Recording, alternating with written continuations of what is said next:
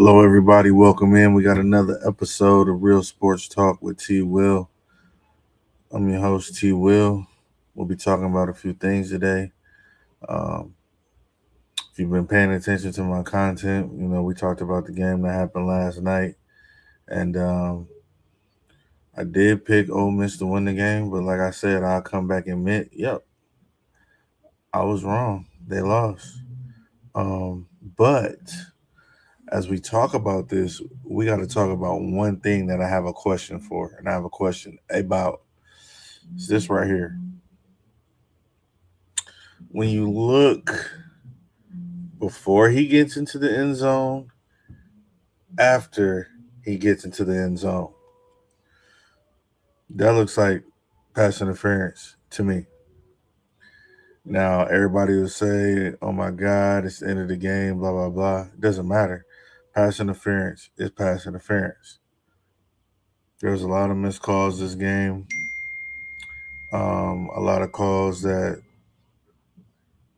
in my opinion, shouldn't be called, especially the targeting. The targeting needs to be removed from the game, period. Now, if you want to call a personal foul, no problem with that. I'd rather have a personal foul and not take the player out of the game. But unless it was a hit like years ago when Antonio Brown was going across the middle against, I think it was the Cincinnati Bengals, and they just tried to take his head off. Now that's completely different. Antonio Brown, I think his last name was Perfect or Perfect, something like that.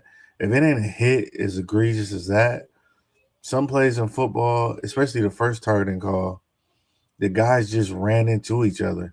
Like he was looking at the ball, the other guy was looking at the ball, and then it was like, bam, they hit each other. So when you look at it from that standpoint, some contact is accidental, but at some other times, it's just you can't avoid it. Sometimes a helmet is gonna touch a helmet, unless a guy is like doing a Superman trying to fly and like spear somebody.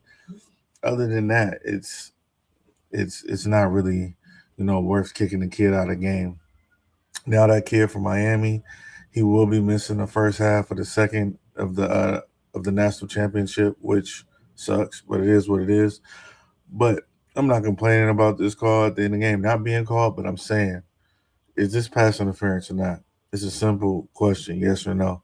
And if you look at the guy's arm and you look at how he's grabbing him, he has no chance to make a play on the ball because he's literally pinning him down, like tackling him already before the ball even gets there. So it's a decision for you to make. Anyways, the score of the game ended up being 31-27. Um, it was kind of sloppy in the beginning. It got kind of, better in the second half. But I think Miami was more physical. Their offensive line was road grading. Their defensive line was blowing up their offensive line. I thought Chambliss was kind of like off of rhythm, off of schedule because of the pressure that they got to the quarterback. But um, it's it's ridiculous that you would go through a whole playoffs and be playing well on offense, and then you get to a game against Miami, one game before the national championship, and you kind of fall off of that rhythm. And I know there's been a lot of people complaining about the coaches going back and forth and who's there, who's not there. They had the former LSU intern coach. He was on the sidelines, like he was just coaching LSU. So um, it was very interesting. The game could have went either way, but one thing I will say, even though that call at the end of the game wasn't called, Chambliss had about three passes that he threw that could have been pick sixes or even just picks right out because he threw the ball, he didn't see the guy, and he could have got picked off. So I thought that was very interesting. Um, but there was a lot of drop balls on both sides. Maybe those guys were nervous, being on that stage, knowing that they're so close, and if they don't win, their season is over. But both teams should be proud. Congratulations to Miami. I was wrong. I picked Ole Miss, and we'll see what happens for them in the national championship game, and who's going to play them next. Next up, Mike McDaniel's been talked about a lot ever since he's recently just lost his job um, in Miami, and a lot of people don't like him because he, you know, has a different way of coaching. I would say. A lot of people don't like him because he wears sunglasses or he got the half cut off pants and he's all cool with the rolling on the sideline. But one thing about Mike McDaniel is that he's proven that he can run an offense and the offense can be effective. Um, and he is one of the coaches that I think when you talk about people say this guy has an offensive mind, he actually proves it on the field. Now, you could say if Miami had a little bit better defense, maybe they won a few more games. You know, maybe if Tyreek Hill doesn't go down, maybe they win a few more games. You never know. Maybe they could be a wild card team. Who knows? But just to write this guy off because he's like a nerdy, cool guy or whatever, whoever somebody is shouldn't affect how good they are at their job.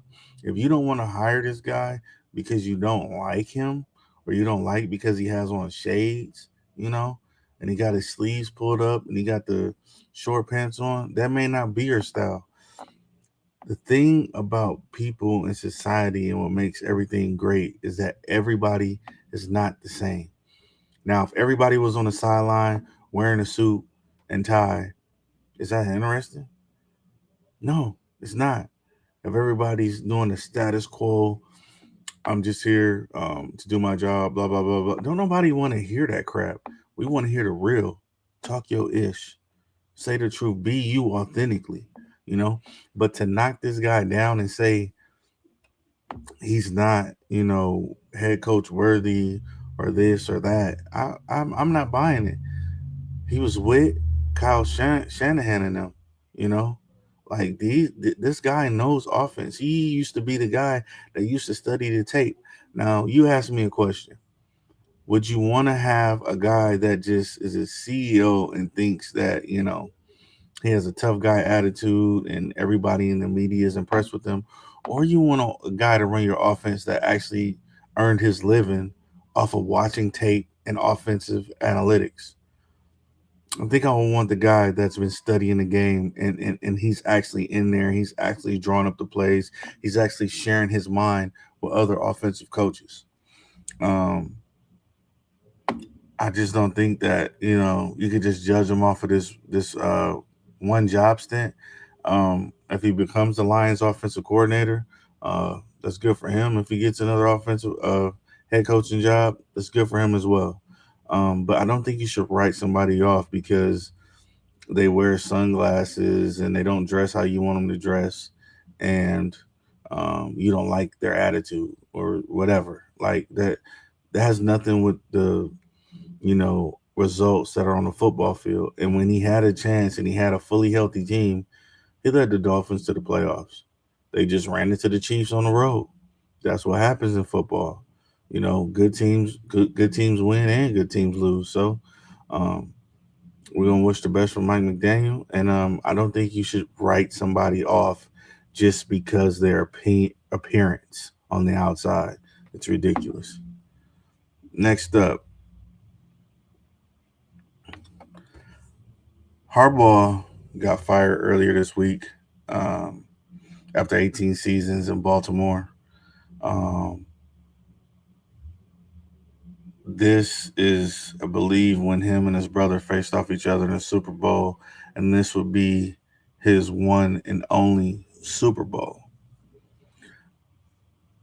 I'm trying not to be rude about this when I say this, but when you peel back the curtains and the layers between these two guys right here, one of them is a team builder and one of them is a team overseer. And what I mean by that is Jim Harbaugh builds his teams from the bottom up. from every situation he went to, he had to rebuild something. The thing about the Ravens that people don't really talk about is Harbaugh inherited like a great team in Baltimore. We're going to find out if he's really the coach that everybody believes him to be, or was he just an inheritant of a great organization and a great team? Because Harbaugh took over the 49ers when they was garbage. He took over the Chargers when they couldn't get over the hump and they wasn't a built ready team. When Harbaugh took over, John took over the Ravens, Ed Reed, Ray Lewis, like Nada, like they had everybody. And they had everybody. That team was like already ready to go. And this Super Bowl that he won was with the guys that was from the beginning from when he was there. Ray Lewis had like a fake arm, all them guys like that was the end of the Baltimore Ravens getting to the Super Bowl. Joe Flacco, all them. Like, if you really peel back the curtain on the Baltimore Ravens' success, I can't say 100% that I'm gonna give them credit for it and stuff like that. But if it was Brian Billick, I think I would feel different. But he inherited a team that was essentially already good.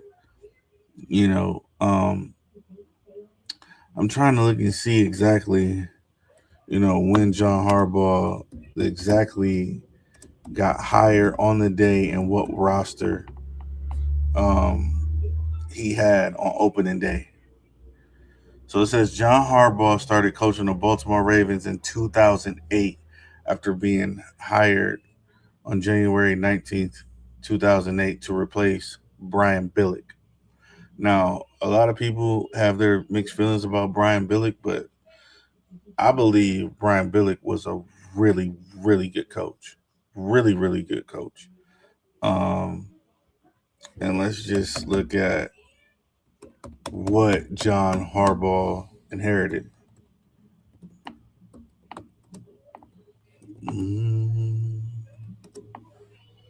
2008 roster. Well, let's see here, guys. The 2008 Baltimore Ravens roster. His first season, Willie Anderson. The only one I'm not gonna count is Cal Bowler because he was all right. But Prescott Burgess, Mark Clayton, Terrence Cooper, um, they had players like already there. Todd Heap, Ray Lewis, Derek Mason, Chris McAllister, Jamil McLean, LaRon McLean, Willis McGahee, Brandon McKinney, Lorenzo Neal, Haloti Nada. This is ridiculous. This is a team we started off with. Trevor Price, Ed Reed, Ray Rice, Samari Rowe. Like, this is not like Terrell Suggs. Like, listen to the people that he started off with on his team. You know what I'm saying? Like, this is crazy. Marshall Yanda. Like, what? This is the team that he started off with. You know what I'm saying? Like, that ain't no sorry team. Like, just listen to the names that I named off again. Marshall Yander, and when whatever order you want to take it. Terrell Stuggs, Matt Stover, Trey Stallings. Let me see. Like Samari Rowe, Ray Rice, Ed Reed, Trevor Price. I'm not even naming everybody. Bart Scott, Haloti Nada. Haloti Nada is a beast. Brandon McKinney,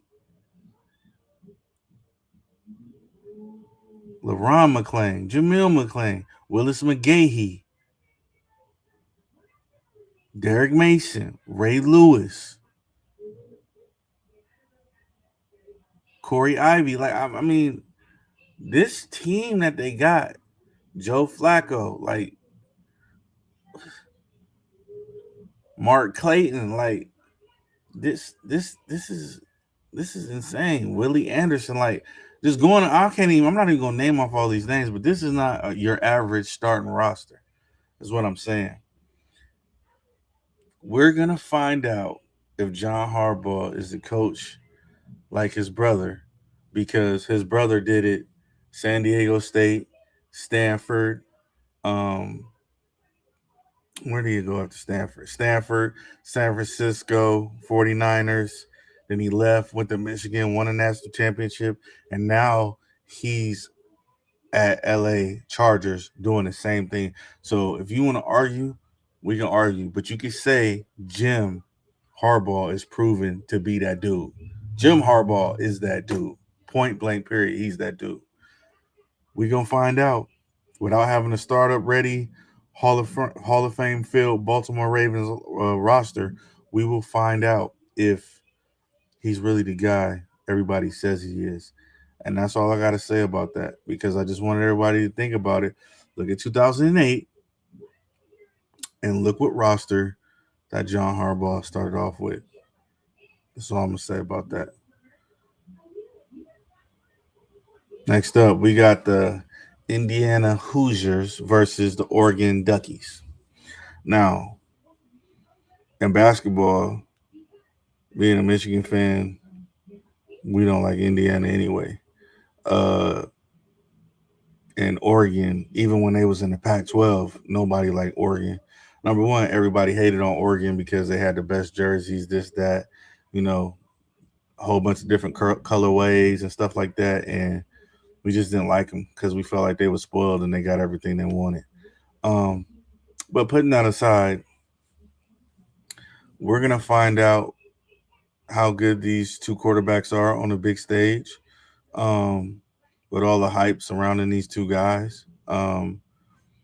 And I'm going in non-biased. I'm going to watch both of these guys very closely, and we're going to see what these guys got. Um, Meaning that Indiana won the first game in Eugene does not mean that Indiana will win this game tonight. So I'm going to go 27-20 Oregon Ducks, and Dante Moore leads the Ducks to a victory against Kurt Signetti, Fernando Mendoza, and the Indiana Hoosiers. I feel like Dan Lanning is a very good coach, even though he be saying some wild stuff. And I don't like how he went down on Coach Prime when he knew that he had the better team. But hey, it is what it is. We'll chalk that up. But this team, Oregon, is pissed off that they gave up the game at home. And I can guarantee you they're going to come out with that fire. They're going to come out with that energy. And the Oregon Ducks move on to face the University of Miami in the national championship game. And like I always say, I could be wrong, but I don't care. I'm picking the Oregon Ducks. If you don't like it, hey, you know what you can do. But it should be a very exciting football game. I cannot wait. Last night game was awesome. I'm hoping that tonight game is awesome. It's great to see other teams, new blood in the playoffs, and this goes to show you that a 14 playoff isn't always true. Look at the road that the University of Miami had to take to get to the championship game. Look at it. Look who they play. Look who they beat. Look who they play and look who they beat. And I will say this: forever and from now on, college football will always be different. It will always be different. Point blank, period. You won't see Alabama all the time. You're not going to see Georgia all the time. You're not going to see the same teams all the time. And that makes the sport great. You want to know why? Because there was a little kid somewhere in Indiana, and he said to himself, you know what? My team is never going to win because we always suck. NIL changed that. Now, if you're an Indiana fan, you can believe. Now, if you're a Purdue fan, you can believe. Now, and this might sound crazy, if you're a Northwestern fan, you can believe. Like you actually feel like if you get the right people behind your organization, putting the money in a pot, you actually can get to this level. And if you would have asked me when I was younger, would you ever see Indiana football in the national championship game? I would have told you hell no. But here we are today. Times have changed, and we got Indiana one game away from the national championship game. But I will say this: the Oregon Ducks will win this game. Next up, I woke up today and I was thinking about teams and fans that had pro teams and then they lost their pro team. Um, and the first team I thought of was the Seattle Supersonics and how it must feel to have the success with Gary Payton and Sean Kemp and all them, and then to get to draft Kevin Durant, and then all of a sudden your team is gone, and now it's in OKC, and now OKC is getting all the glory and all the attention, um, and they got their first championship last year. Just imagine if you're a Seattle Supersonics fan and you're thinking, "Damn, that's my team," and they gone. That's my team, and they gone. And I always just wonder, like, how do they, grow up rooting for a team your whole life, and then you lose that team. So I always just go back to, I wonder, is Seattle ever gonna get another chance to get another team? Like, are they gonna bring back an expansion team and they're gonna be the Supersonics or what? Because I feel like the Seattle Supersonics was a great team to watch in the past. I like their colors. They was at the Key Arena. You know, um, just Seattle. You got the the Mariners. You got the Seahawks. You should have an NBA team. Like, so, I just hope that they get their team back. And I feel for those fans, man, because just being a sports fan and seeing what OKC is doing now, as a Supersonics fan, you dream to see an NBA Finals championship, and OKC got it. And even though it used to be your franchise, it still isn't the same because it's not in your city. They have on different colors and they're in a different state. So, yeah, that was just one of my thoughts that I had this morning, just thinking about it. And another one I also had was this here: the St. Louis Rams. You know, the St. Louis Rams was the greatest show on turf. They had Marshall Faulk, Isaac Bruce, Akeem. They had Talib and all them, Rocket Ismail. And then now you see them come back here to the Rams. And now you have to see this here. You have to see your team be gone and wondering, what if the team was still here? What if the team was still in St. Louis? That's where they won the first one. And then your team is gone and now they're more successful. They're successful on a yearly basis, and your team is gone. And when you think about it, you go, dang, we got the Edwards Jones Dome and it's just sitting there. And there's no Rams games being played.